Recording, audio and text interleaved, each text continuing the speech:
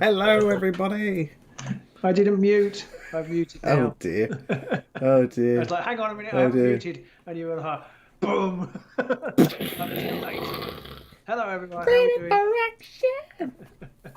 I'm good, Robin. How are you I'm today? not too bad. I'm not too bad. Yeah, Good. lockdown malaise has struck, but it's not a new jumper, Andrew Marlowe. It's an ancient jumper. This is the one I wear most of the time in the garage because I've been out in the snow today.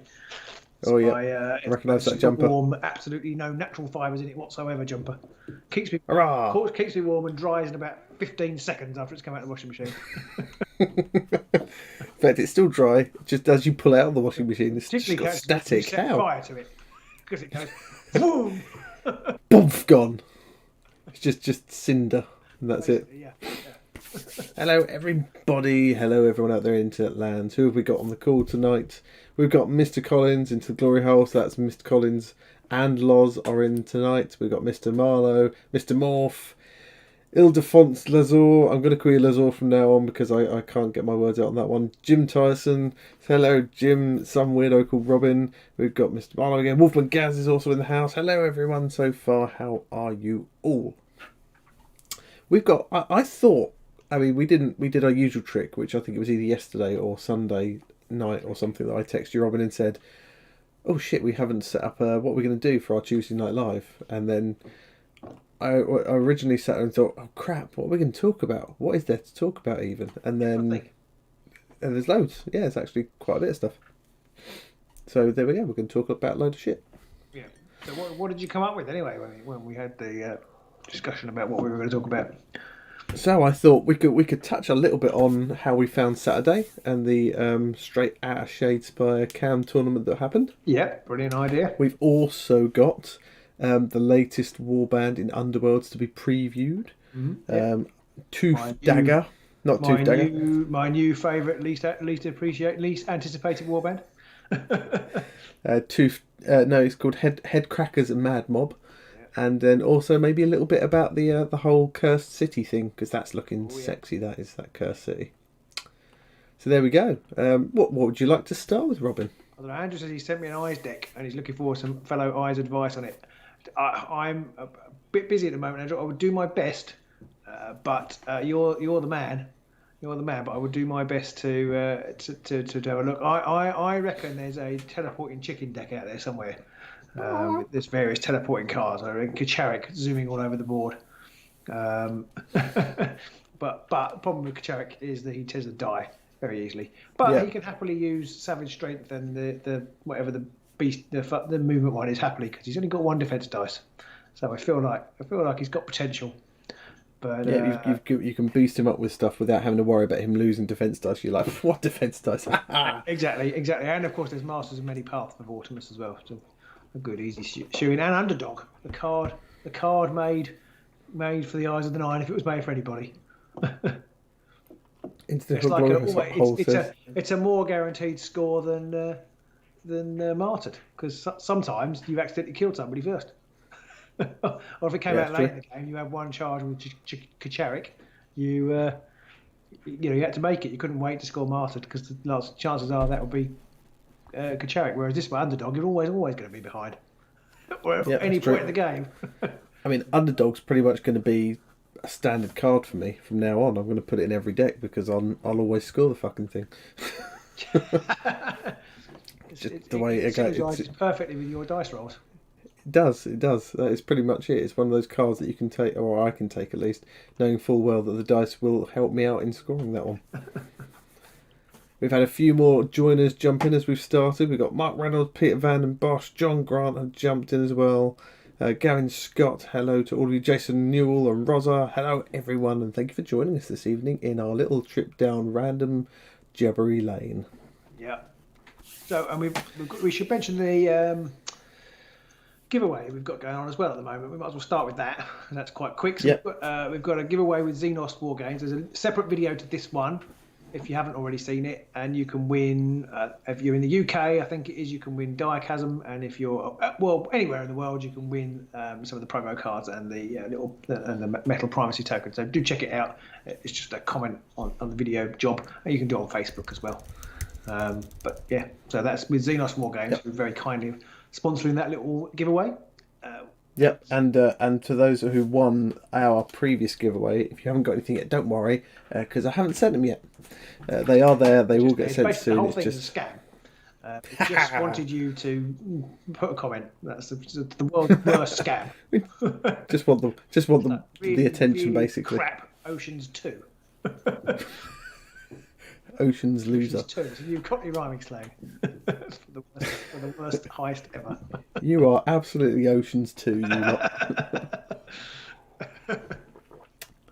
Yep. So do check out that giveaway. And whilst we're talking about giveaways and free stuff at the minute, if you want to join, and this will segue into our first thing about the Straight Outta Shadespire Cam tournament. If you're interested in trying out any tournaments online, especially with TTS, our Patreon TTS tournament will be kicking off soon. It already has over 20 people in it, which I'm pretty amazed by. And if anybody isn't a Patreon supporter who wants to join and take part in that as well, I mean, we're not charging at the minute because we're not able to get together. We're not producing the content, so we're not really charging at the moment. So if you do sign up, even at the $2 level, the most you'll be charged is like the $2 upfront joining thing, and you'll be able to join into our Patreon TTS only tournaments. Really, until we meet again. I think there just isn't the time, is there? Unless you want a video of me, an unedited video of me trying to teach my children maths or something like that, then there isn't very much opportunity for new content at the moment. We are meeting on a Thursday virtually to record a single game at the moment because Pete hasn't got the time to edit more than that. So we're meeting this week when we're probably, is it My Armies Purifiers versus the whoever you're playing? Kagras Ravagers. Ravaged. I am actually stealing a deck. I believe I have an anonymous Jeff deck that I will be using. Ah, okay. Anonymous Jeff deck. That'll be Gits. There'll be a surprise there. That's not Kagras. No, it's very sneaky. It's like, what's Snurk doing here? Into the Glory House, there'll be no seedlings for the new league because it's a new format too. So, So I guess that means we're just, it is a new format. It's going to be, if you want to join, if you're interested, it's going to be semi-Vanguard. So it's only Chasm Universals, but you can play whatever warband you like. Yeah. I feel that's a really great way of getting into the game again. If you've been out of it for a while and you don't want to have to wade through a million cards to work out what the previous 50 best cards from Beastgrave were, Vanguard's the way to go, because then you've got about as much experience as almost anybody else. Yeah. Peter Van der Bosch is commiserating you on the Despoilers game. If you haven't seen it yet, it's a bit of a spoiler for the Despoilers. But Pete's dice let him down again, really. I'm not sure they would have saved him if they were better, but your dice definitely didn't help you as usual. Yeah. But I also did dice. pinch a very, very good Wild Hunt deck off the internet, which we never did find out whose that was. No, I don't think. Somebody else actually mentioned a really good Wild Hunt deck. Now I can't remember who they said it was. I think it was the chap who played Muari's Purifiers at the weekend. Somebody said he had a really good Wild Hunt deck, so I wondered if it was his, but I have no way of actually finding it out. The guy who played Matt was named Paul. He played Matt, but I don't know whether that actually was his deck at all. So I'm maybe crediting him with a deck that doesn't belong to him, which is the worst thing that could ever happen to a man. Worse than sleeping with another man's wife. Yeah, or using his deck. Sleeping with another man's wife and using his deck at the same time. Yes. Jason Newer says that I need those games with no dice. Well, we did joke after one of the games recently where we were saying that you need to be able to have like an average score. So you have like 6 dice numbered 1 to 6, and you have to use all those 6 dice up before you get another 6 dice numbered 1 to 6. And it kind of feels like maybe they need to do something like that with the it'd be cool if you could do a version of Underworlds with that, where you have 6 of any of the sides dice and stuff like that. But I don't know. It'd be quite interesting to see how that went. Quite a fun way to play a game. I'd like somebody who was good at designing games to do something like that. I'm sure they probably already have, but it would be interesting to play. I know certain games sort of use it. The GW Warhammer Quest games use that to an extent where you roll the dice and then you get certain scores. But there's that dice rolling mechanic in it. It'd be nice to see a game where it just says, okay, you've got dice numbered 1 to 6, and then you've got to work out, do you blow all...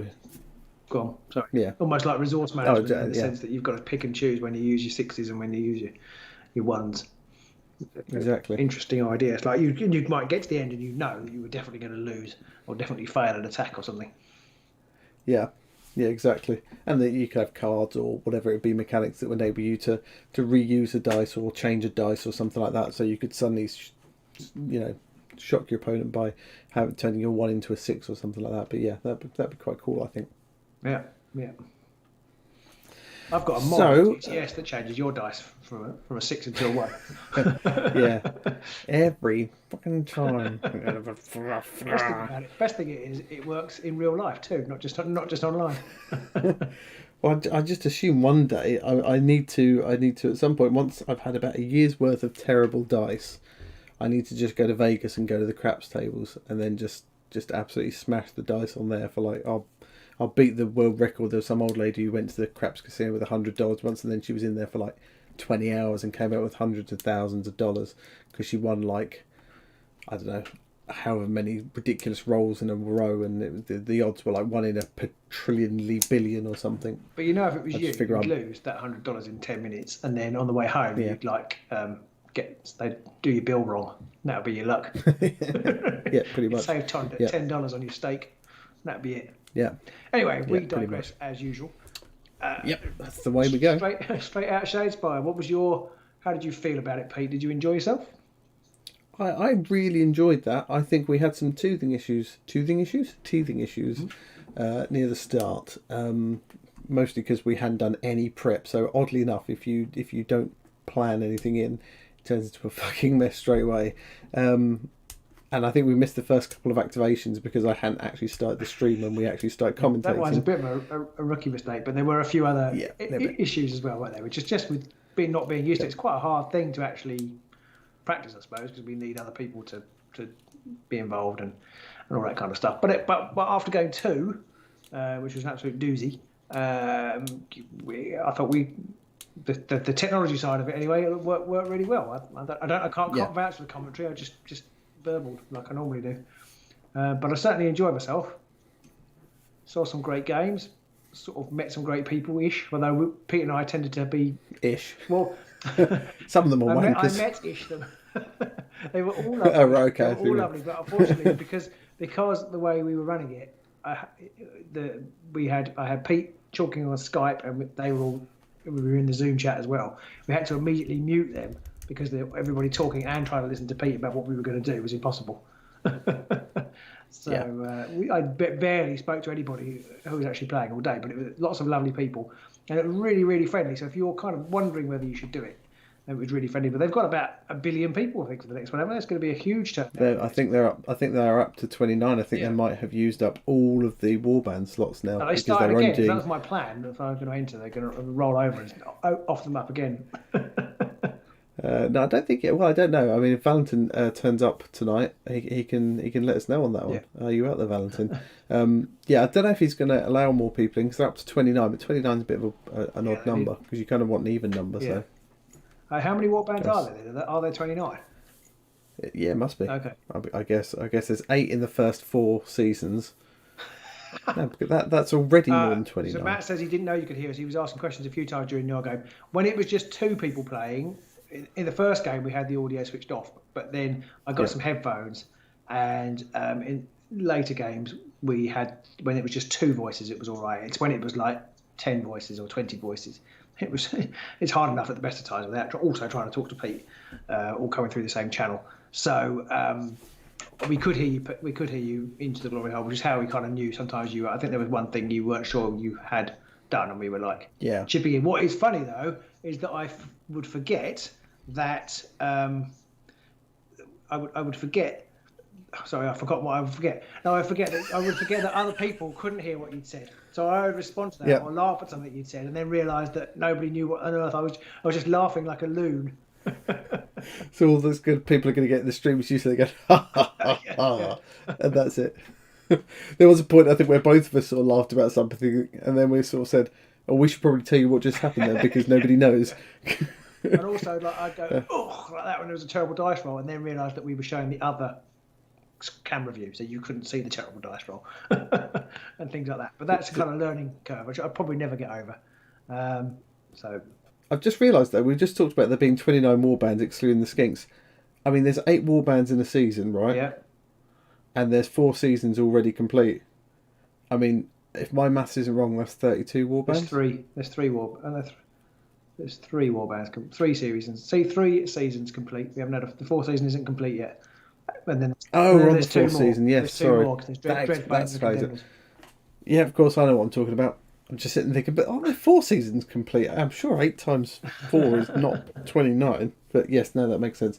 So yeah, they've got 29. He's also running a new Battle from the Beastgrave tournament on the 19th of February, which I think is probably even more informal than the Straight Outta Shadespire one, for really kind of for people who just want to do it for the laugh, really. Yeah. Matt says it's a shame as he's funny. Well, it was one of the things where the attempt to try and pipe the audio through from what was going on there, as well as Robin, was just going to be just way too much for me to try and work out on the fly as we went. I think that kind of thing would be much easier for us to do if we were in the same place. Yeah. And there'd be a lot more off the cuff singing, I think, and other bands going on. But it's quite tricky to have one thing with Skype with us chatting in one and then Zoom with us chatting in another. It was just going to be impossible to try and work it out. So hopefully once COVID fucks off and we can all actually meet up again, we'll be able to do the commentary in the same place, and then we haven't got so much to faff around with. That'll be nice. Yeah. Matt says it's a shame as he's funny. When I always say humour is very subjective, Matt. So. He's funny looking. No complaints from me. Oh, I feel bad now. He says no complaints from me. You did a great job. Cheers, Matt. You're lovely. You're hilarious. I love you. You've just insulted him, and he's like, "You're all right though. You're all right too." But I mean, they were only single games. It wasn't like a best of 3 or anything like that. And there were 4 games in total, 45 minutes, which I think is about as low as you can get, because you've obviously got to find, when you get put in your room, you've got to find the room in Zoom. You've then got to work out your boards and work out whatever, which way around your board's going.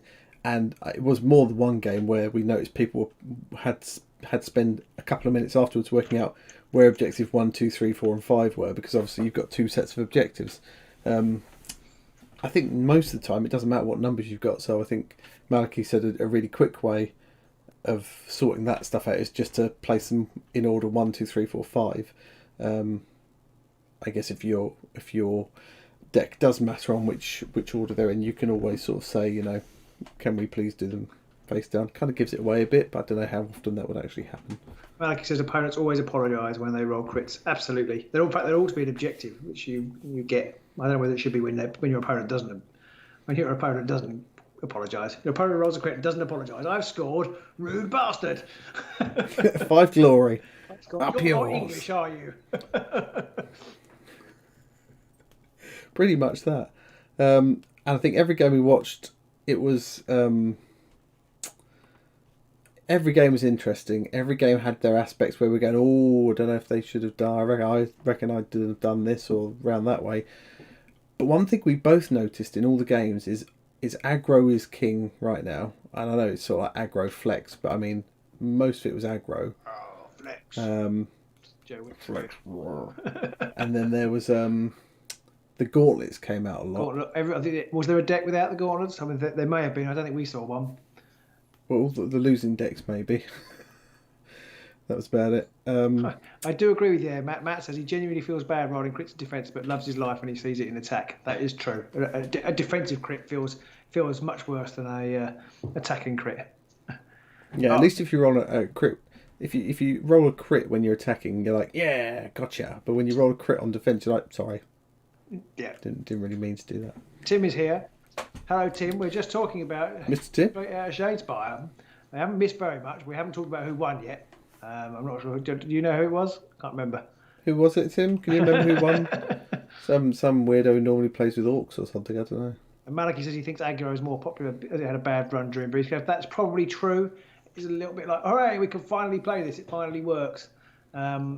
But yeah, I think it is in a very strong place now. And I think although that is true, I think a lot of people who like to win these games wouldn't be playing it if it wasn't really good. They still play objective. Yeah. There were no monologues though. So having said that, this just gives you an indication of how the Straight Outta Shadespire meta runs. It will tend to play a bit off the wall. I know Maliki, you certainly do. And there were no monologues, but there were 2 or 3 Morgoks, and there were a couple of Morgoks, a couple of Gerzags, and the winner, which was Tim, did win with Morgoks, and it was a brutal encounter. We actually watched him twice because we thought third game we'd better watch Valentin. We thought last game we'd watch the top table. Third game we thought, well, we'll watch Valentin because it's his tournament, so we'll commentate on that. And he was playing Tim, which was nice because it's good to see Tim playing then. But Tim was in the final as well, so we watched Tim destroy 2 warbands in fairly short order. Although saying that, I mean, he did absolutely destroy his opponent in the final. And I won't give too much away, but I mean, the final glory count, I don't even remember if it got into the double glory digits. Because one thing about having 2 3-fighter warbands that are both aggro-y is your glory score is sod all, because you kill 3 people, you're like, oh, I'm done. Yeah. I'm gonna say, people and I had me that. if I'm wrong, but I do feel like there's a slight risk if your aggro goes off really well, you can actually screw yourself over, because it probably doesn't matter because the other opponent probably hasn't scored very much either. But if you've got, and I know Tim had situations where he, had cards in hand to score, because the ones where you can score if you've got the primacy token, but he already had it. Or sorry, if you win the primacy token, but he already had it. So he's like, well, I can't score it now. I've drawn into it, and I can't score it because I already have the primacy token, and things like that. You can't take 2 fighters out in this round if you draw it in the third round and you wiped everybody out in the second round. So it is an issue, and we've noticed that in our games before, where one of us has killed somebody very, very quickly and then discovered they haven't actually scored very much glory. Where underdog might come in, you get utterly destroyed, and then your opponent can't score any of their objectives, but you can score underdog.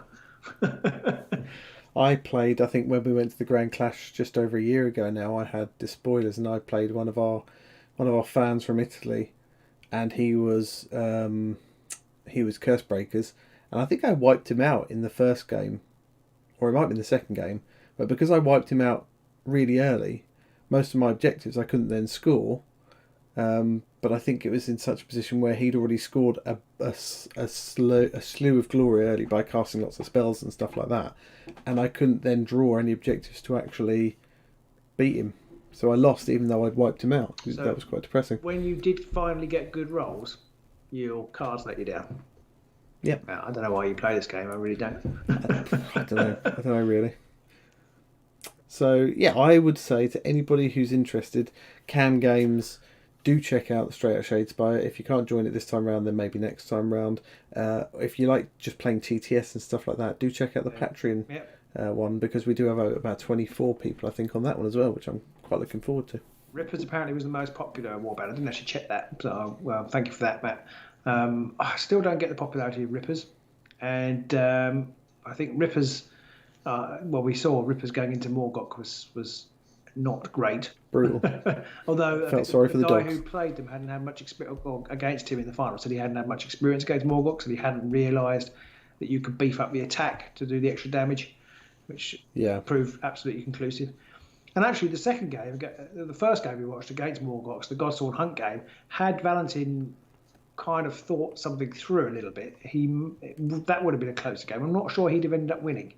But chasing one glory ended up giving away a load of glory, which he might not have been able to. But I feel like you've got to play a canny game against Morgoks if you're not going to have your face smashed in.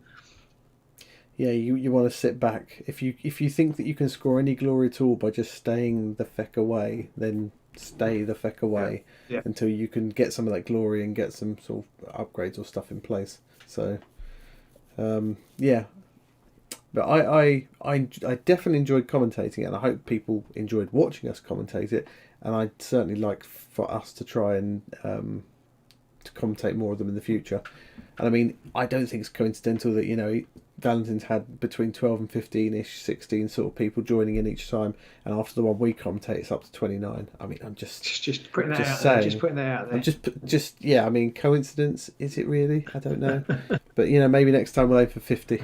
Yeah, it would be really good to. Well, we can commentate on that many games, but I would love to. I would definitely love to do it again. I think I enjoyed it more than I did playing. I always get a bit playing, get a bit stressed. But talking is what I can do best. I would definitely think that we would put on a better show, commentating it from the same location. Yeah, that would be really fun to do. I think that would work a lot better. Standing outside in our sheepskin coats. Well, the microphone's like right here. Exactly. Yeah. Just do it like that. Oh god, it's so loud now. It's blowing everybody's ear. Blah blah. Oh, now I've wrecked all my setup. Oh, no. Wrecked it all. Wrecked everything, Robin. Cables have gone everywhere. Hopefully nothing's just got unplugged. And Into the Glory Hole was played as opposed to the warband list in general. That's on our Discord. Discord, I'm guessing. That's this one or the one coming. Would the one would coming we like is to one do of a each. Grand Clash? Commentate. I'd love to commentate a Grand Clash.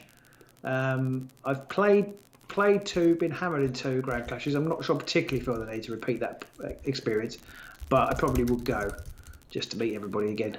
But I'd love to commentate it. Games Workshop, if you're listening, which I know you're not, I would love to commentate on a Grand Clash. That would be brilliant. The thing that always bugged me about whenever I watched a little bit of the GW commentaries on the Grand Clash is they seem to have less of a clue of what was going on than what we did when we commentated those cam games. I just thought, how do you have so little information at your disposal that you don't know what's going on there? Just blew my mind that they didn't really have that information to hand. I have broken my setup now. That's telling me my microphone's clicking since I moved it. Sorry. Hopefully that's fixed it. You made his mic all So correctly. I buggered it. So I would absolutely love to commentate a Grand Clash. I think that'd be fantastic. But I mean, I think commentating the cam games was just as good. The only problem I had with commentating the cam games, the only thing that I didn't like not being able to see was seeing both sets of dice rolls in one go. Yeah, that is hard, and it would be great if we could see more of the cards that are being played. But sometimes people's setups don't allow that because you can't see the cards because they've got sleeves on them and things. But it is what it is. But it's just really fun. Already got ideas in, and also got ideas in place already, so that when we do commentate one where we're in the same place, we'll have obviously one machine set up to do all the streaming, but we can have a second machine just to do the card lookup. Yeah. So if someone says they're playing whatever card, one of us can quickly bring that up and have a look at that whilst the other person's talking. I had 3 machines on the go at one point. Whether that went badly wrong. So, but I had two going the whole time. So I had the YouTube stream on in one, and everything else on in the other. But yeah, I'd love to do a Grand Clash. I'd love to do anything really. In fact, I had this random idea when I was talking to Pete today, and it is a really random idea, literally embryonic. But how entertaining it would be to try and do a 24-hour, not us commentating for the full 24 hours, but a 24-hour rolling competition in inverted commas. So we're going around the world, and we commentate on it as much as we could, but try and get some other people involved and do it in shifts. We'll go around the world, and I don't know how many. Maybe you can do a maximum of 6, but probably best of 1, maximum of 6 in a 24-hour period, and then just roll it around the globe when you were up. Don't know how it would work. But maybe I'll chat to Valentin and some of the other guys on the other side of the world, and like Aman and Jonathan, and that would be I don't know, it'd be really fun. It might be a fun thing to do. Obviously, I couldn't commentate the 24 hours. I don't think Mrs. Brooks would be very happy about that. But you could make it a fundraising event.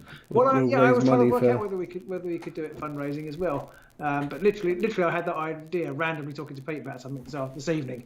But maybe. If you think that'd be a good idea, spam the thumbs up in the chat and on the, give us a few likes. I've only got 10 likes. Give us some likes, and if you think that's a good idea, then let us know. Maybe we'll make it so. But I have about 100 ideas a day, and only minus one of them normally come to fruition. So yeah, this is very true. It's unlikely, but be entertaining. What the like when you do psychoanalysis tests on people and people fit into different categories, you're like the planter, is it, or whatever it's called? And the plant. You're the I'm plant. plant. I can't remember. I can't remember how it's skewed now. The thing, but I know I was something like 20 for plant or 17, something like that, and 0 for completer finisher. And I'm going to guess out of 20, I'm probably about a 19 for completer finisher. Which is presumably why this channel is a success. Yeah. Yeah, I mean, I was looking through our folder the other day. We've got a little YouTube folder where we've got all our different ideas and stuff, all things that we've had in there. And there's Soulbound, there's Necromunda, there's Marvel, there's Kill Teams, Keyforge, Frostgrave, Dark Souls, Blood Bowl, Warcry, Wrath and Glory, just champions everything. Yeah, I've got Try Journeys everything to Middle once. Earth over there. I've got Marvel Crisis Protocol over there. Yeah. Look at going. You never know. This channel is a success, I mean, VJ says. Yes, that's a fair point. That was a bold statement. No, there's a question mark after it. You can't give him a thumbs up. Oh shit. Yeah, it was a bold assertion, VJ. It's in my eyes a success, and that's all that matters. Well, the fact that there's more than like 10 people watching us right now is a success for me. And I know if you looked at us from a year ago, maybe we've not had a successful year. But then I'm going to blame COVID on that. So It's fine. It's fine. yeah. Yeah, I mean, at the end of the day, we would, you go back and watch our first AOS video, we were just two twats trying to record some AOS. We didn't even know what we were doing at the time. So, and the thing is, we still don't know what we're doing. A little bit know what we're doing. No, still don't know. Still don't know. So we would definitely like to commentate another Straight Outta Shadespire at some point. I think John's going to be doing the next one, number 13. But then after that, maybe we'll come back and help out on 14. Maybe we'll have 2 streamers commentating at the same time. Yeah. I don't know. Definitely check it out. But I don't imagine I'm doing anything. So Let's go. I think only Amazon had a successful year. Yeah, you might be right. Yeah, I wish I'd bought some more Amazon. What's the difference shares between now and the ago. first video into the glory hole says? Well, about 5 Wow. about 5 years. And £20 in my case, probably. I don't know. What, gained or lost? Lost. I think I've put on 20. We've come a long way. Yeah, it was just nerves, and just we didn't know what we were doing, and we didn't have the equipment that we had then, so we didn't have the lighting. I say definitely nerves is a thing. Experience of the game, we barely played. In fact, I don't know if we actually. I think we had one trial run, didn't we, before you suggested videoing it? Yeah, you came over one night with Stu and a load of models, and we tried to work something out. Yeah. Well, we didn't really know what we were doing. We didn't really know the game that well. So No. yeah, that's really the I main think a thing. large Confidence is everything. large portion of it is just repetition and just doing the same thing over and over again, and it loses any sort of scariness at that point. MGJ says, will there be more Underworlds Cam talks in the next couple of days? I don't know about the next couple of days. I think the Vassal guys play on a Thursday night. Is that right, people? I think so. But the Cam tournaments, I think, are Malachi's organising his in February, but it's not in a couple of days. It's in a couple of weeks. Yeah, it's on a Friday in I February. think it's a week. It might only be a week on Friday. I think, so 10 days. So yeah, that's going on. I think he's going to try and make his Battle of the Beastgrave a regular thing, I believe. It'd be quite cool. And Vassal is Thursday evening, yeah. Yeah, and then the Straight Outta Shadespires is every month. I think Valentin's hoping to keep them going every month, even when COVID finally sods off. Yeah. Because it's just great to get people from all over the world playing online. I think it's a fantastic move. Andrew, I'm taking the jumper off. Ooh. Get too excited. All right, we're going to put the paywall up now. But MDJ wants us to cast it. Well, we'll keep trying. It's finding the time is half the problem. It's just finding the time. To put another. Comically though, finding doing like this and doing convo starter points and conversation pieces and stuff are almost more successful than our battle reports for like a tenth of the effort. So it's like, do we just do that? Do we just become a talking heads channel? I don't think it really wants that. I think people still want to see battle reports, but it's an inordinate amount more work to get battle reports. Just unpainted models. I love it. Yeah, Andrew reckons I've got enough jumpers to keep changing for 24 hours. Well, Andrew, if we did do the 24-hour thing, maybe I could keep wearing jumpers every time I appeared on camera. I have a different jumper on. Could be part of the charity aspect. So that's Straight Outta Shadespire. Do check it out. Cam tournaments definitely worth doing. You don't need a lot of gear. You just need a machine that you can run Zoom on, have Zoom installed. In fact, a lot of people use their phones or iPads and things like that. Yep. So there's plenty of options. And it was 3.5 hours ish, something like that. It was great. I thought it was absolutely fantastic. Most enjoyable. Would highly recommend, and I definitely enjoyed and look forward to commentating more in the future. So, shall we move on to Headcrackers Mad Mob? No. Nah, fuck it. Can't be bothered. Let's bring them up. Here's the rubbishy screen share, and there we go. There is Tooth Dagger. Is that what he's called? Himself. That's his name, Tooth Dagger. He's even got a shit name. Sorry, I'm very anti this warband, and I don't know why. I think it's because I just don't really like Morgox. So the last thing I need at the moment is a warband that looks a bit like Morgox. See, I think I quite like Morgox, but then I like the armor plate style of Morgox and that sort of the brute look. Sorry? It is, I've got a boo Robin from Maliki. Well, I've got to have an unpopular opinion somewhere. I can't like everything. Get him in. Can't like everything. I don't particularly like these guys so much, but I've never been a massive fan of Savage Orcs in the first place. Going back to even the early models, Savage Orcs were never that interesting to me.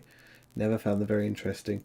I mean, the detail on the model is great. You can't ever fault the detail on them, but yeah, I'm not finding that interesting. Maliki, so yeah, we can plough in with some of the question marks on what we think about them already. I reckon Maliki reckons one dodge, so easy to hit them. I think possibly that's true. Yeah, that would make sense, wouldn't it? Really? Yeah. Maybe some sort of. I don't know anything about Savage Orcs really. They appeared. I think they appeared in the lore around the time I'd stopped playing. So I don't know what their kind of. I mean, I guess I can guess what their raison d'être is, but I don't know what it is. But I assume they kind of almost like berserkers, but orcs. Yeah, they're like shamanistic sort of orcs. They don't wear armor. They're like their tribal tattoo is. Yeah. Although this orc doesn't have any tribal tattoos, which is a bit of a letdown. But I'm reckoning we're going to see like a 3-fighter warband. Because the size of the base he's on, I reckon that's going to be a 3-fighter warband like Morgox. Yeah, probably. I mean, the orcs, 5 wins. The orcs, well, they haven't all been 3-fighters, have they? But then they are massive. Kind of lends themselves to being 3-fighter. Yeah. Exactly. That's pretty much my thinking. Wolverine. The orcs. He does Wolverine. He I like does that. look like Wolverine, doesn't he? He does a bit. Yeah. There's definitely a Wolverine sort of stance about him, but he's obviously got the standard Reaver stance there. Yeah. It is a pretty standard pose, isn't it? I just that figure doesn't interest me. The Shaman silhouette figure kind of is interesting, but the figure doesn't interest me. The cards that they showed, well, they're all right. I don't know. Whereas for the vampires, maybe it's just the emo in me. The vampires, I was really kind of excited by. I thought the miniatures were really dynamic.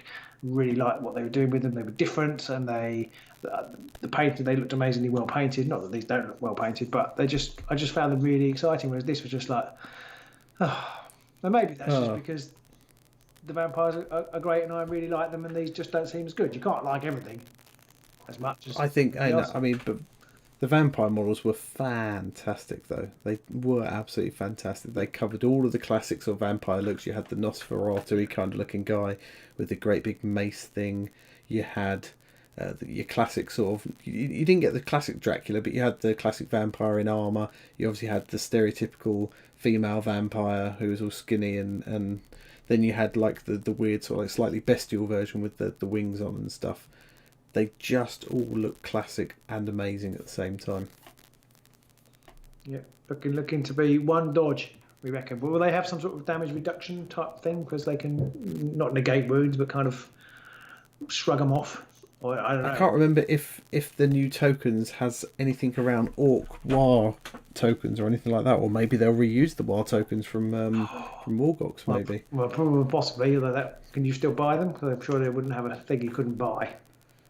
That's a good point. Yeah, surely they wouldn't do that. That'd be crazy. Yeah. I was talking to my friend the other day about that, and the fact that, if you ever want to buy the card packs, you've just got to buy them the minute they come out, because GW print about 3 packs and that's it. Yeah. Like, Why? Why do you do this to us? But yeah, I mean, maybe one of them will go to like 2 shields or 2 dodge or something like that once inspired. Yeah. It's hard to say, really. Going into a battle frenzy. I suppose that might make them go up. If they went into some sort of frenzy when they were inspired, then I suppose that would make them. They could argue that would give them 2 dodge, because it's quite hard to hit a Wolverine type character who's going absolutely full mental nuts in your face. I've just noticed he's had his nails done in the picture. He's got it's very hard. Lovely ultramarine nails going on there. Very nice. So there must be some very nail hard parlours in the Diachasm. I was going to say it's very hard to anybody when they've got the nuts in your face. Full nuts in your face. Thank you very much. Full nuts. Oh yeah. Well, you don't want there. I mean, who knows? I don't want to know. Well, we know that orcs are like fungoid, so there can't be that much under there. Yeah. But nobody wants to see his mushroom. So we. Are these orcs the same? Or are they? I thought that was. I think so. 40k orcs. I mean, I don't really know. It just to me, it was. I always thought it was nonsense. And somebody was trying to. We were talking on the Discord about a time I wrote a piece about diversity, and I got all sorts of interesting comments. And one of them was how the orcs weren't boys because they were fungus. Yeah. Yeah, but they're called boys. Yeah, they're literally called boys. Yeah. They were kind of based off of the whole sort of punk look from the 80s. They were kind of, as far as anyone was concerned, so they were boys. You could say that they haven't got a gender, but they're called boys. Yeah. Anyway. Yeah. Let's but we're not going to go down that path because we don't want more death threats. No. Although incidentally, I did like the fact that you were labelled a Nazi for suggesting diversity should happen. Yeah. That logic itself is just fantastic. So.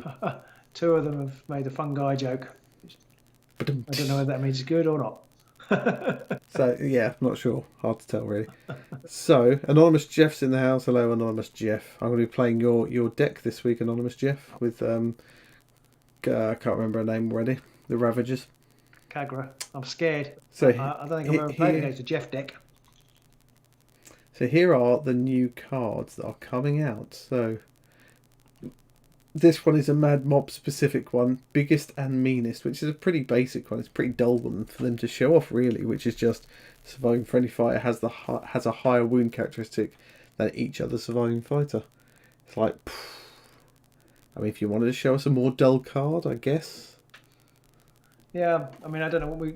I'm guessing we're probably looking at 5 wounds for one of them, maybe. I think you're going to get a 5 wound fighter, and this is going to be on almost auto include most of the time, because I think I can't remember if there's a Sladesh version of this card, but there's definitely one of the other warbands has a version of this card, and then there's a generic one as well. So it's a funny card though, because it's in some warband, assuming they've got a 5 wound fighter. In some matchups, it's going to be really easy to score, and in other matchups, it's going to be almost impossible to score. And then the odd matchup, you might score it. It's a sort of funny. I don't know. It's not, like I say, it's not a terribly interesting card. When if you're playing against Monarch, you'd just be hoping it's at the bottom of your deck, really, won't you? If you're playing the ghosts, you'll be more than happy to see it. Wolfen Gaz says, does wound characteristics take into account wound tokens? No, it doesn't. No. So you can modify wound characteristics using spells or cards, and such can take it up or down depending, but tokens don't count. So yeah. So I think they're going to have 3 fighters. They're going to have at least 2 5-wound fighters. So I reckon this is going to be a dead easy card. Ooh. Can you hear that? I can, just about. Yeah, that's my. I'm not really sure what that is. It's the wife upstairs. It could be that. It could be that. She said she was tired. I wonder if it's the wind or something is making it sort of. Wonder if it's the wind or something like that. So is somebody doing some late night drilling out in the street? It could be the police helicopter. Oh yeah, could be.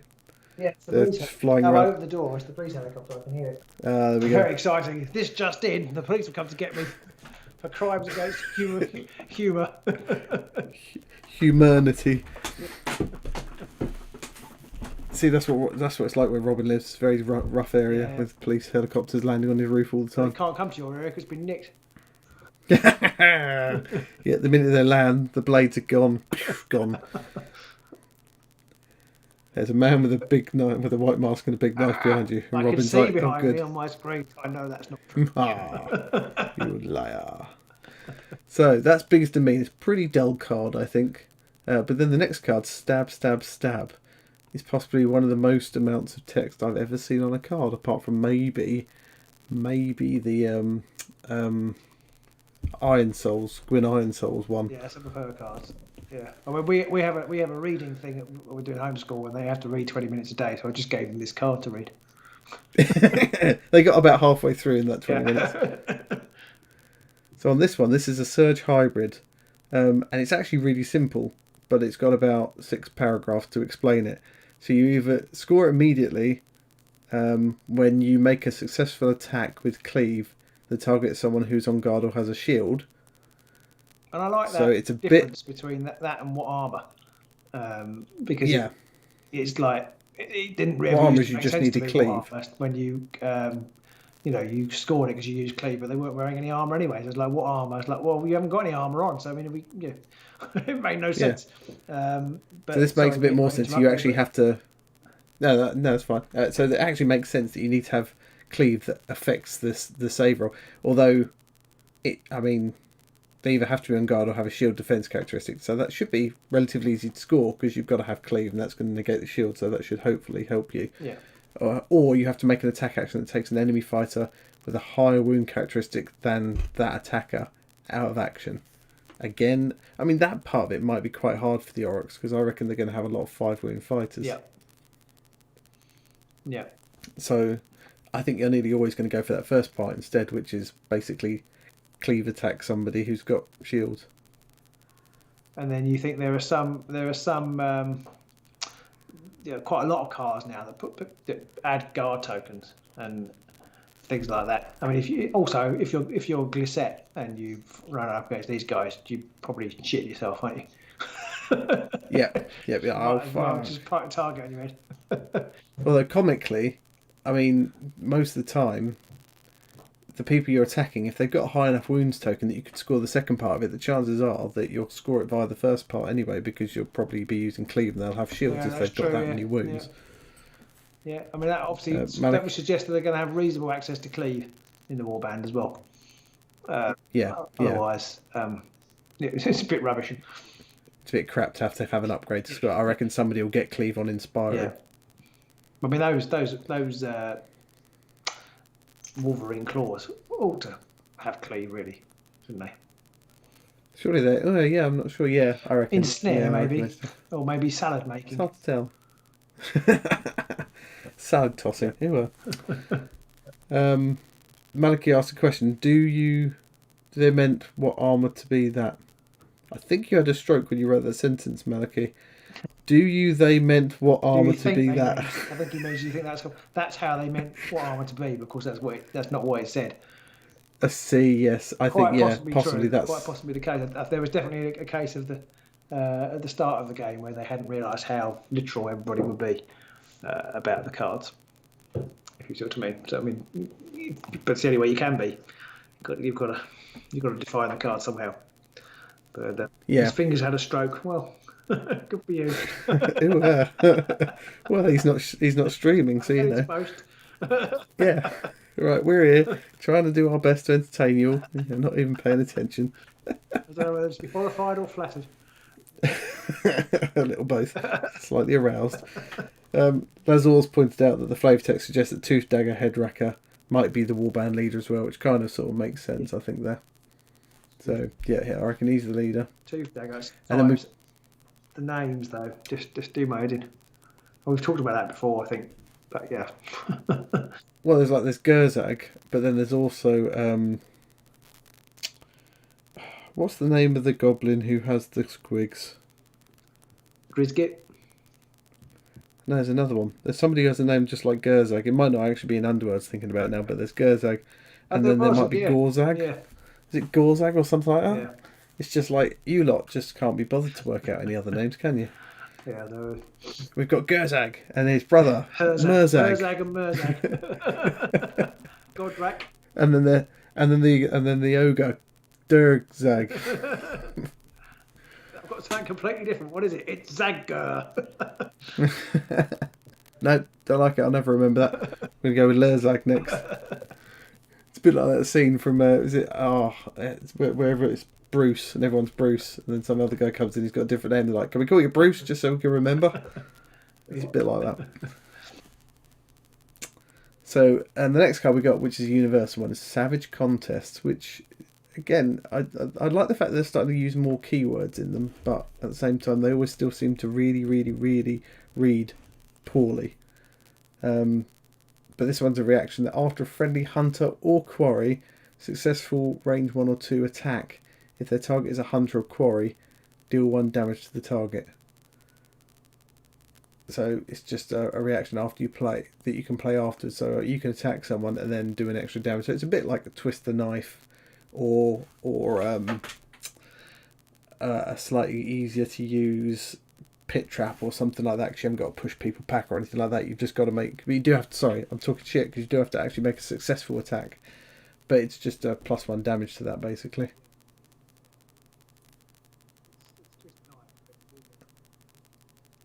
Oh, he's gone very quiet again. Sorry, I said it's twist the knife, isn't it? Effectively, like you said. Yeah, I think so. Yeah. It's although twist the knife adds. Hrothgorn likes this card, doesn't it? Somebody just said that. Yeah. But yeah, Hrothgorn likes this card.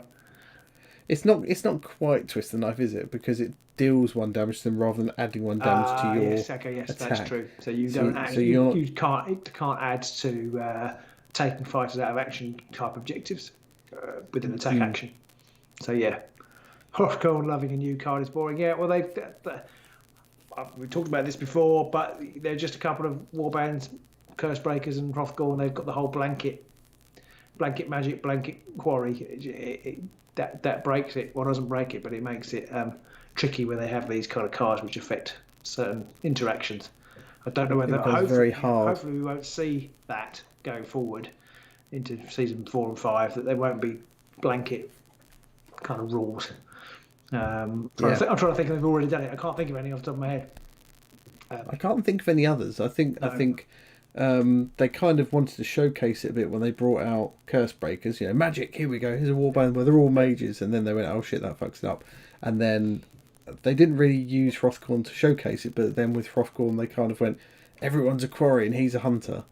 And yeah, I wouldn't be surprised if we see an errata of Hrothgorn's card where either the make everybody a quarry becomes like an action that he has to use, or he has to only pick 1 person to be the quarry or something like that. Yeah, I think that will be. Yeah, that will be better. I think probably possibly the latter. So it's not an action, but it's like the ghoul call.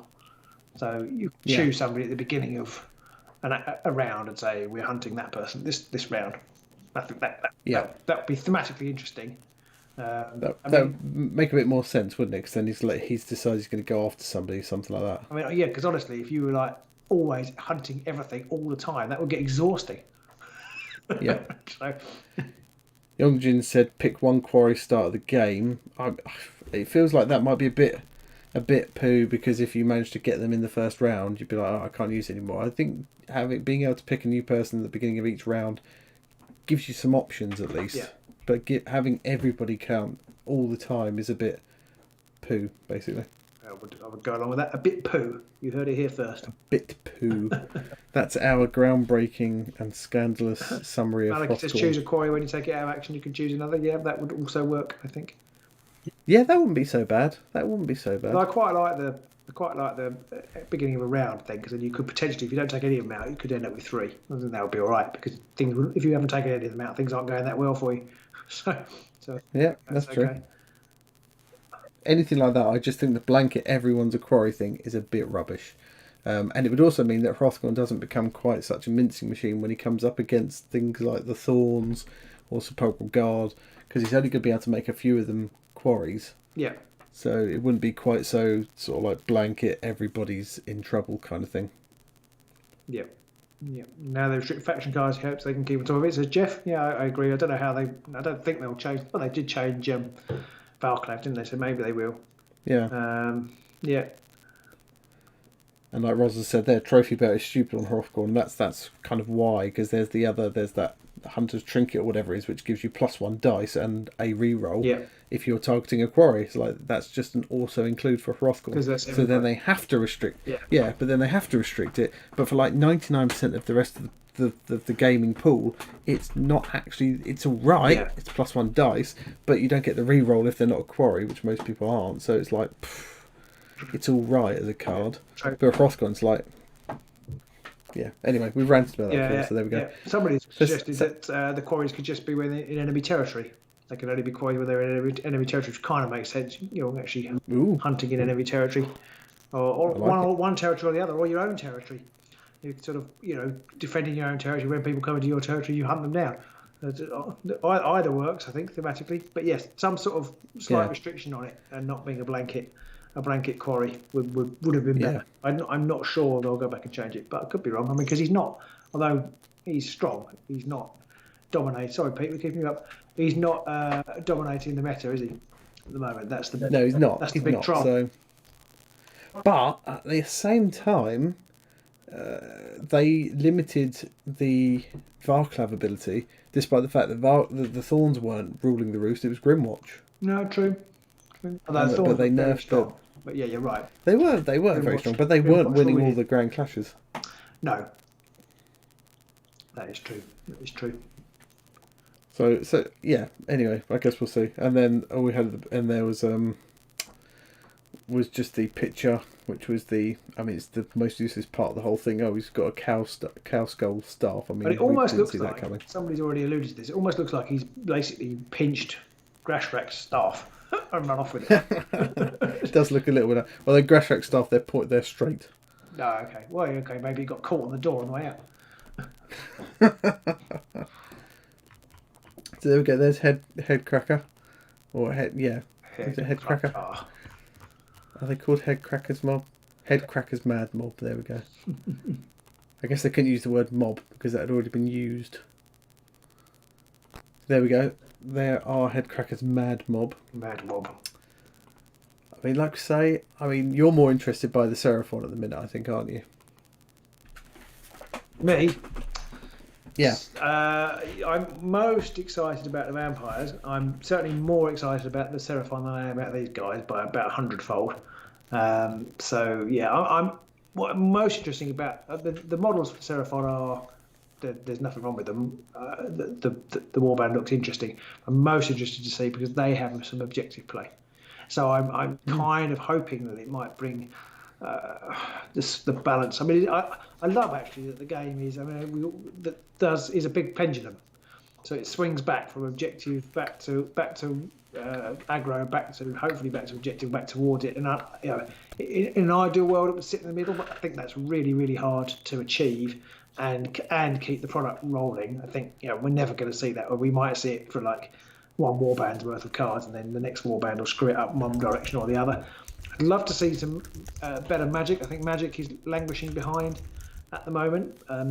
Cursebreakers, I don't think are in a great place at the moment. So some Magic, I don't think would break the game by bringing them into it. And maybe they need it actually. The game could probably do with sort of more stable columns, so that you can play more variety of effects and then have more balanced decks, because you'd have to, last year was all about stopping the objective, or certainly most of last year, maybe not towards the end, but stopping the objective warbands working, and this year seems to be about stopping the aggro working.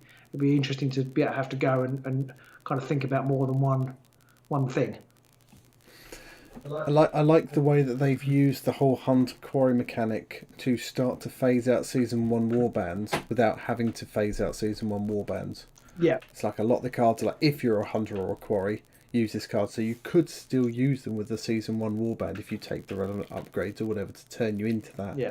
But that does put you at a bit of a disadvantage. You have to rely on your cards coming out the right way. But if you take one of the newer warbands where you have hunters and quarries in it already, you don't have to worry about that. No, but they've also, interestingly though, mitigated it slightly in that some of the cards, like Savage Strength, aren't very good or less good for the later warbands that tend to have 2 dodge.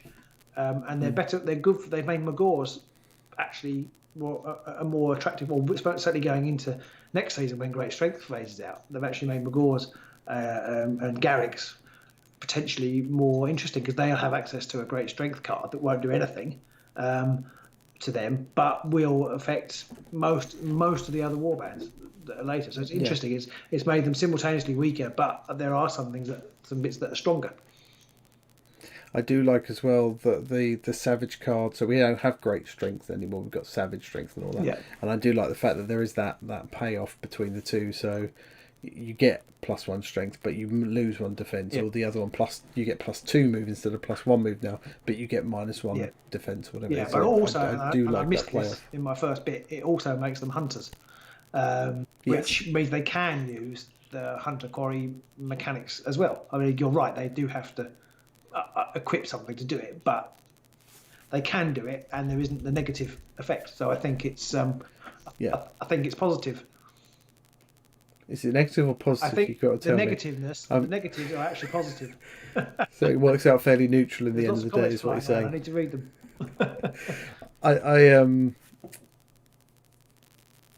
I think the soul tooth weapons, or whatever they're called, they make you hunters as well, and they give slightly different benefits now. In that I think the spear allows you to re-roll a dice and things, whereas I don't think many of them had that before. No. So I'm really enjoying that. Matt said he didn't realise the Great X cards would be rotating out. Well, you obviously don't watch our videos, Matt. Obviously, we don't know if they are, but at the moment they haven't been reprinted. And if they don't reprint them in Flopdoodle or whatever the next season's called, they will be gone. So because there is no Great Strength in this, think set so far, and I can't see it being included in the Warband pack. So the only way will be if it's in the next core set. I don't think it will be. I think I don't see them going back now and going, okay, season 5 we're going to reprint Conquest and Denial and hold objectives 1 to 5 and all that. I think they've realised people don't want the same cards every season. Yeah. And actually people do prefer the cards that have a little give and take in them, so Great Strength doesn't just become a de facto thing. I still would really love to see how the there can be only one rule would affect things, because I think that would really shake stuff up. You could maybe say it's only universal cards that it applies to, maybe, but I don't think it would matter if it included Warband specific, because you're very unlikely to have a mirror match anyway. Less likely, yeah. A few good comments here coming in.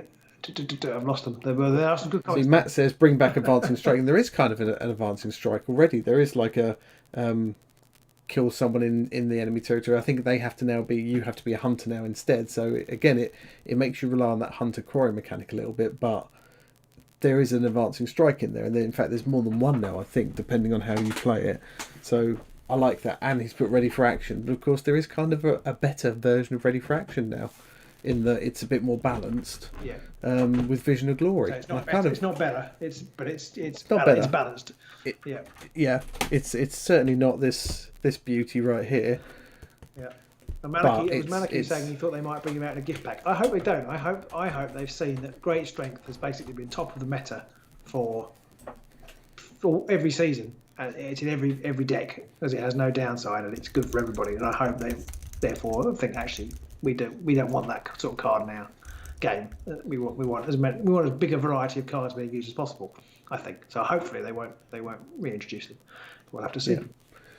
The only downside, obviously, is the fact that the 10 cards that you get in the box that are universals aren't 2 of the same 5 card. So if you buy the box to play against somebody who's never played it before, you kind of have to fight amongst yourselves which cards you're going to take. But you could just take the Warband specific packs and just be done with that for this start. Yeah. Matt says Vision of Glory doesn't sound as good as Ready for Action, but it does track the same. It does track, but it doesn't sound as good. It does track.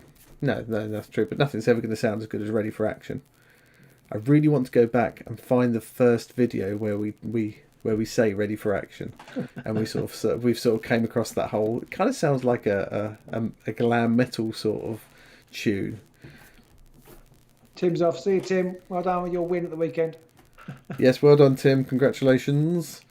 Rosa says for us to try Vision of Glory, it's impossible on Skype to get it at the same time. Next time we're in the same place, we will. Yeah, definitely. I mean, I can definitely see us using Vision of Glory. I think I'll use it quite a bit actually, even though it's restricted. I think it's a great restricted upgrade. Yeah, especially I think I've played it. I think I've had it, but I don't think I've actually used it yet. I think I've had it in decks, but I haven't used it yet. I think in the one of the games Tim played, he had it. He put it on someone, and then he never got around to using it because he needed everybody to have an activation for teamwork or other things. And he never got the chance to. No. But I think in the meta where it's like supercharge one fighter and have them do all the work, Vision of Glory is a must-have in that situation. Jeff made a really good point, which is only 3 warbands out for this season, and look how much chat there is. Good job all round. Yeah, I agree with that. They're definitely making the meta more interesting, and I'm hoping, as well as I'm looking forward to the Lizard Men. I'm hoping that they throw in some more objective shenanigans, even if it's just for the warband. Again, it'll give us more to talk about and more options, which is always good. And maybe hunger is going to be a thing with the vampires, because hunger isn't quite there yet. I've read lots of experienced players' views on the hunger mechanic, and the consensus is that you can't really use it yet because there's not enough to drive it. Yeah, there's a few cards now that will add hunger tokens or take off hunger tokens, and it's hard to tell yet what you want to do, whether you want to be stripping people of their hunger tokens or adding them. I think for the very few cards which say if you have hunger tokens, it seems like having a lot of them is bad. Yeah. But I don't want hunger tokens to be like poisons were. Like this flash in the pan thing. Let's try that. No, it's shit. Moving on. I suspect they're going to be integral to the vampires mechanic, so I suspect they will be better. But it'll be interesting to see. I mean, in the Vanguard, there's almost enough cards to make it worth taking because you haven't got many other options. But there still isn't quite enough. I don't think you'd ever consider it in Championship at the moment. But in Vanguard, there was a couple of builds I was thinking, well, maybe I could do that. But in the end, there just wasn't enough to drive it. Yeah, of course. Anybody who wasn't joining us earlier, anybody who isn't a Patreon supporter, if you do join, we are just about to start, and we will be cutting off joining tonight. So if you want to, you've got to join tonight, and you can jump in, join us on Discord, and you can join our TTS tournament that we're just about to start. There's about 24 people in it now, which I'm really, really excited by. And we're going for a Vanguard format, but with all warbands. So it's universal cards only from Chasm. But any warband. All other formats. Yeah. I think we have 23 people so far. So somebody else sign up. So 23. Boom. It's going to be good. Looking forward to that. Yeah. I really want to try and record my games. Even if they're just me muttering to myself and stuff. Try and record those would be quite good. Yeah, mutter. Mutter, swear. So, the last thing we were going to talk about for a little bit, and I think a little easy finish for the evening, is Cursed City. Yes. Well, let me just bring up the Cursed City page in our stream. See you, Rosa. Bye, Rosa. Thank you for joining us. Maliki says getting the timing right for Vision of Glory is important to master. Yeah, I think that's one reason why I've shied away from it, because I just feel that you've got to get it. You've got to get the timing right, otherwise it's basically a dead card. Because you have there's a delay, isn't there, before you can from placing it to using it. Yeah, definitely. It's great on people like Mollog and Morgox. I think Tim used it on the Morgox, and you were like, well, if he wants it, he can do it because his opponent can't one-shot him. The warbands I tend to play tend to have things in them that can be one-shotted quite easily. Yeah, and that's definitely the key, is being able to play. Although I remember playing it when we played some Hrothgorn versus Eyes games, was it, or something like that? It was when we had the. It's when you tried the Feed the Beastgrave meta, and I think I ended up using it on the cat more than anything else. But that's because he was in a position where you couldn't take him out, so he was safer. Yeah.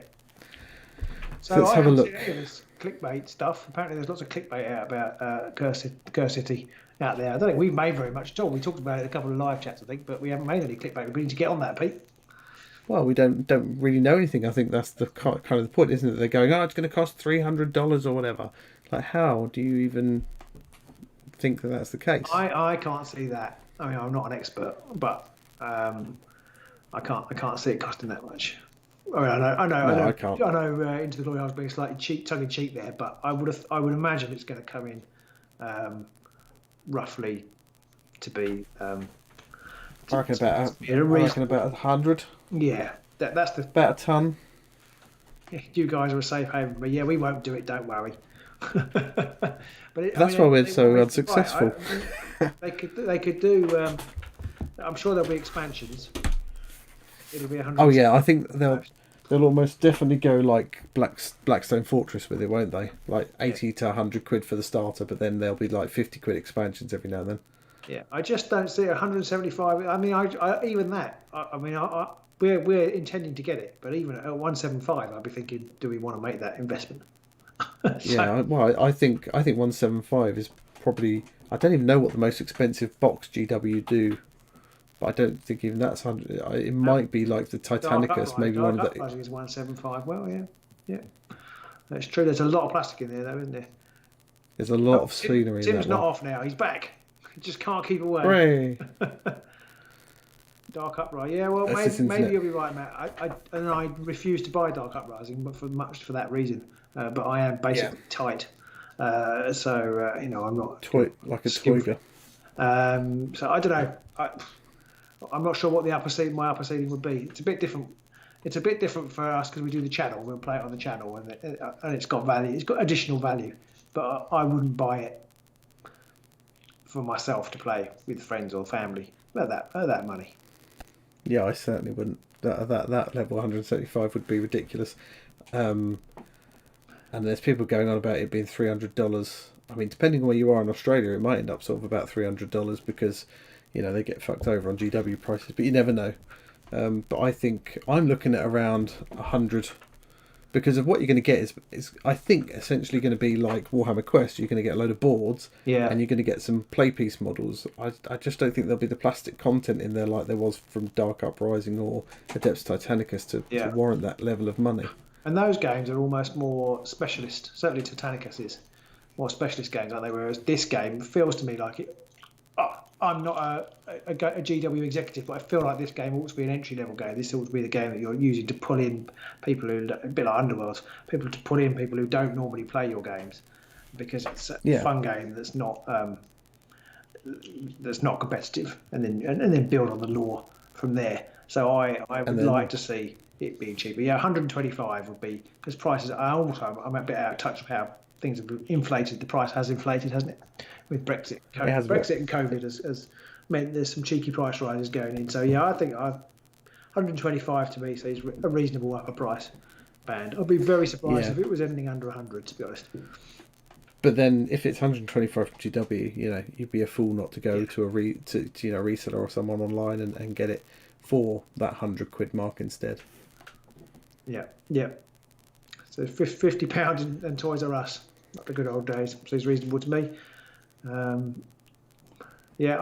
would definitely. I would like that. I'm definitely interested by this because this model alone is. I love this model. I think this model is fantastic. I can't actually see the streams. So which one are you putting up? It's the skeleton. The I think it's like the head of the guard or whatever it is. The one who's standing there with a halberd and a sword. He's got a slightly odd pose. In fact, there's a picture of the three of them. I'll see if I can find it. They almost. I know you one. They almost look like they're in a boy band. Yeah.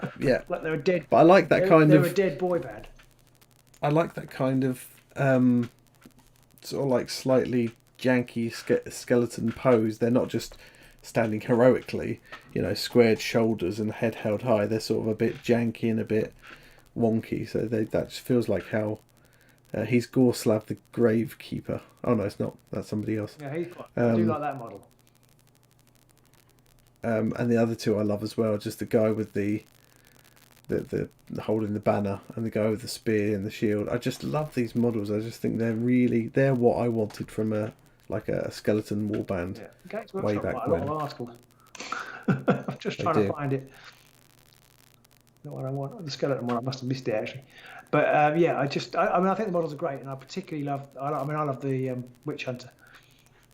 Oh yes, that model is fantastic. I did enjoy the fact I was reading a Reddit article the other day and somebody was complaining about, oh, this model's been given a halberd and a sword. That's completely unrealistic. You can't fight with a halberd and a sword. Like, it's a walking skeleton, you fucking idiot. I don't think reality applies here.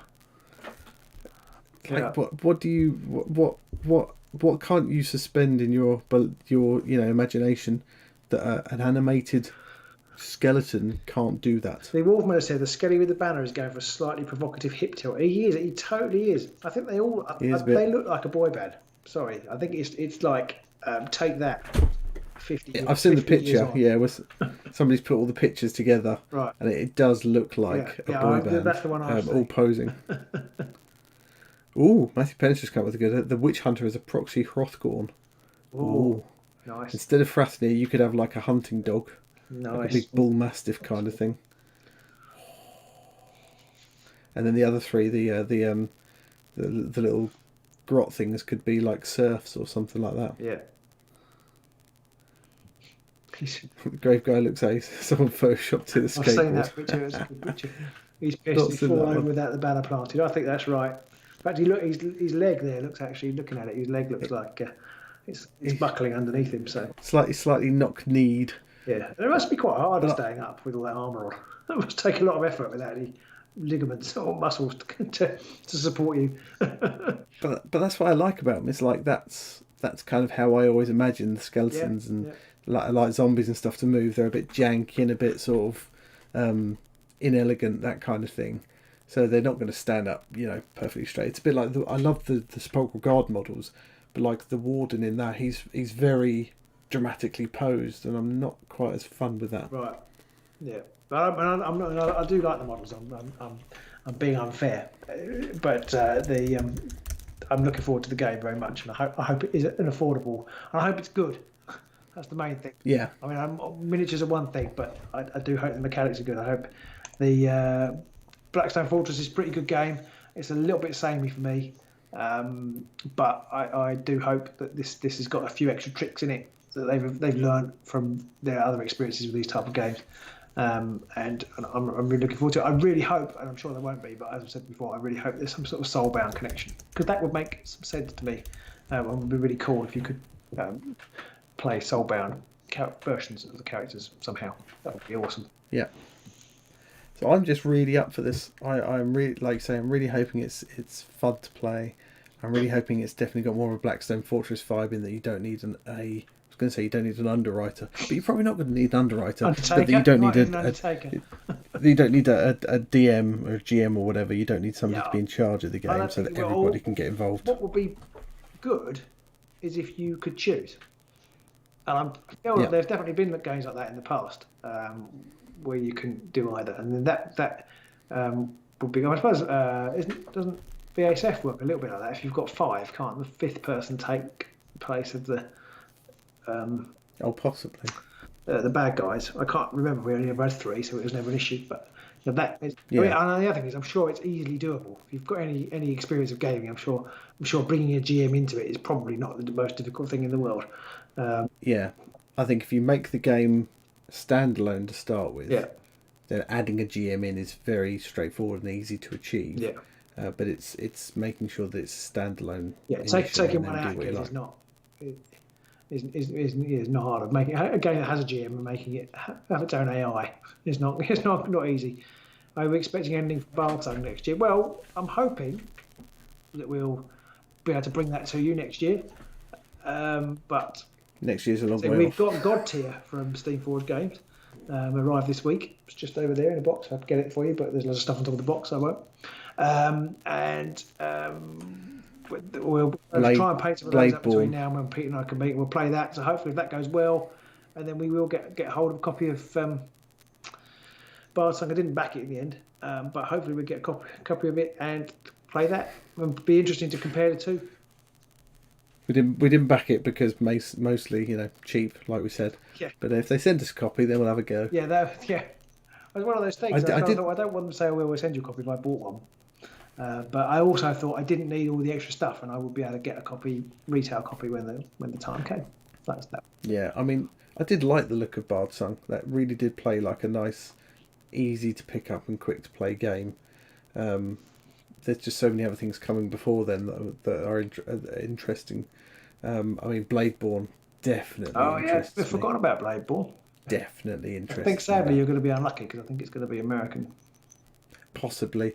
I think if I was buying a copy of Bladeborn and Blood Bowl or Blitz Bowl 2 at the same time, that would warrant the import costs and stuff then, so I might be more interested at that point. Yeah. It might get to the point where it's cheaper if you just take a long weekend and fly to New York and buy a copy. Yeah, I mean, all the airlines are like, please buy a seat and go somewhere, for fuck's sakes. We're desperate now. Or maybe we just get in contact with some of the peoples we know in America and see if they can sort something out for us. Matthew has said he's been loving Tainted Grail recently. I don't know that game at all. It's thematic and narrative. It sounds great. Pete, I've had an idea. Robin's all right. Bear with me. I think we should do a campaign. Was it called Tainted Grail? It's called Tainted Grail, and that's got some strong possibilities of singing. It's also got taint in it. It's fully voice acted too. Oh. It's also got the word taint in it, which immediately makes it funny. You and your taint. It's one of these words that kind of slightly passed me by. So I had no idea what you were giggling at. And I found out, oh dear.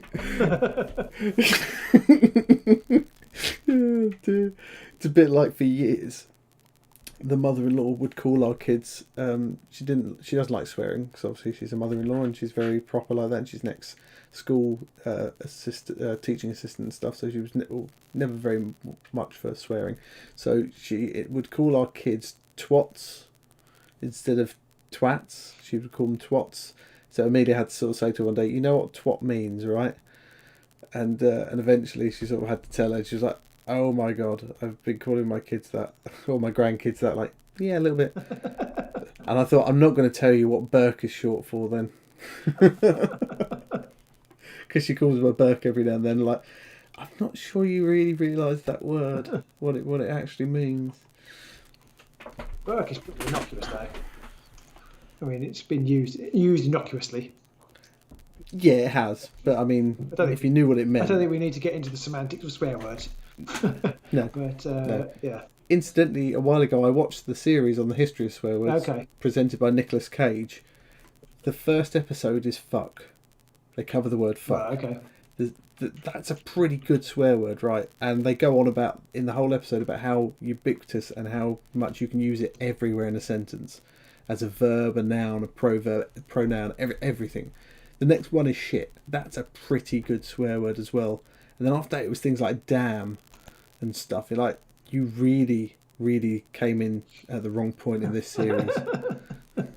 I had to look at one point, like, did I watch the last episode first by accident here? Because I'm sure I got the finale. But no, they started with fucking shit. Watch those two. Don't bother with the rest, right? The rest are rubbish, but those two are brilliant. Tainted Grail looks pretty good. Just going to say that. Ooh. Of course, we just need that lottery win, and then we'll be able to play a different game every day, and we'll just concentrate on that. Simples. I've just thought of something amusing, which I was trying to work. I have already told the story, but I realised it was on stream at the Straight Outta Shadespire. I was telling people afterwards, after you'd left. Yep. And when we were watching one of the games, I'm pretty sure in the commentary, I talked about. So somebody said that the models were really well painted for when we were playing Valentin versus Tim, and I'm pretty sure I said, I know Valentin has been painted his Godsworn Hunt. They're really well painted. I've seen a picture of those, but I haven't seen Tim's. And it was only when I was watching the next game, when Tim's models weren't painted anymore, that I realised they weren't Tim's models at all. They were Valentin's models because they were all at Valentin's house.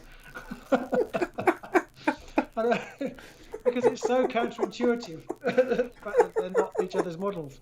I was like, and I nearly said on the stream, oh, Tim's models aren't painted this time.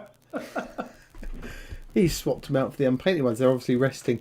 They're obviously tired. Because the thing is, in neither game, because Tim's connection was a bit iffy, in neither game we were actually watching Tim's model. We were watching his opponent's screen. So anyway, it just shows me. Well, it just shows what an idiot I am, really. But To be fair, I mean, I made similar mistakes like that sometimes when they were doing stuff, and it took me a while to realise, oh yeah, they've got two different setups. Like they were talking about objectives at one point in one of the games. I was like, how hard is it to work out which number is on which? It's right there on the objective. Oh, that's because they've both got their own objectives. Jeff says, so I don't need to post my warband to Ireland for his cam game with Maliki. He's been scammed. Yeah, sorry, Jeff. I should have said sooner, shouldn't I? And all the boards. Can you paint them all for me and then post them to me so I can show them on the camera? It's brilliant. And anybody watching thinking, oh, there's no way I'm going to go out and buy all the warbands and stick them all together and paint them for cam games. You don't need to. You can just get some paint pots and stick some post-it Certainly notes don't need on to paint really. them if you own them. But lots of people didn't have fully painted warbands. Quite a lot of warbands to paint now. Yeah. It's one of the things I briefly contemplated playing in the next one. One of the things that put me off was because it was going to be every single warband. It was me bringing up every single warband out of the garage. You'd have just in case, you'd have to have every single one there. Yeah, at least with the previous one, because there was only about 8 or 9 different warbands. I think people could sort of fairly legitimately get all 8 or 9 sort of sets of warbands and have them. Connection, then it'll be much easier to play without. The figures will be there, the internet connection will be there, the camera will be there. Yeah, the lighting will be there. Perfect.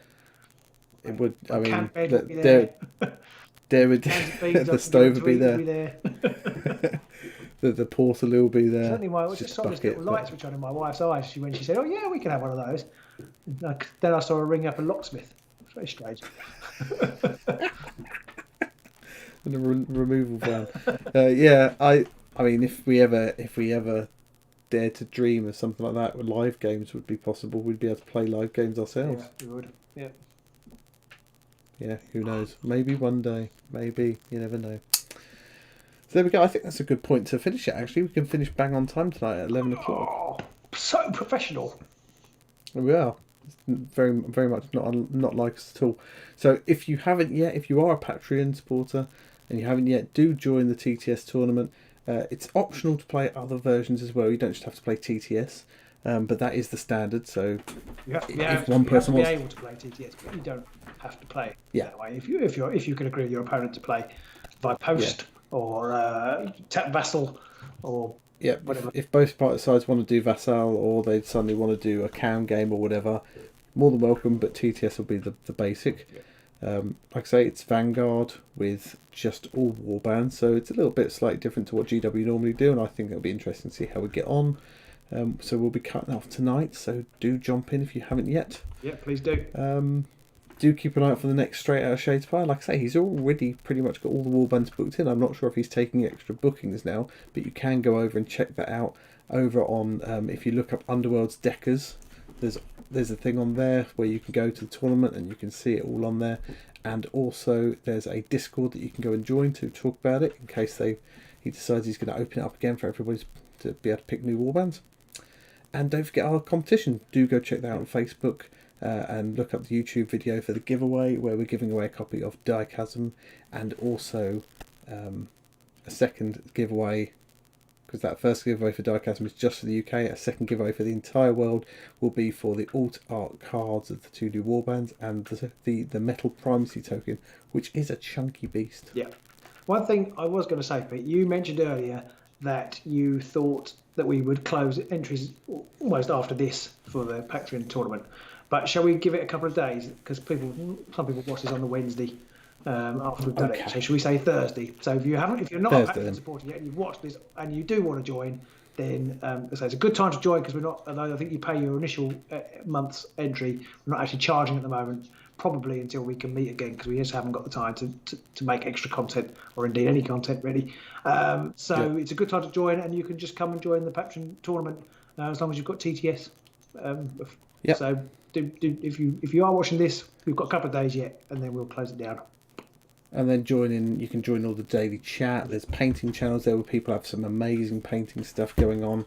We talk about all the tactics, the cards, warbands, just a load of crap as well. There's a little food channel, channel, books, everything, life, everything. It's Brexit. All on there. There's even a mental health. There's even a mental health well-being channel on there, just for anybody feeling just a bit down at the minute, which I think we've all found very useful in the last few months. Definitely, it's a lovely place to be.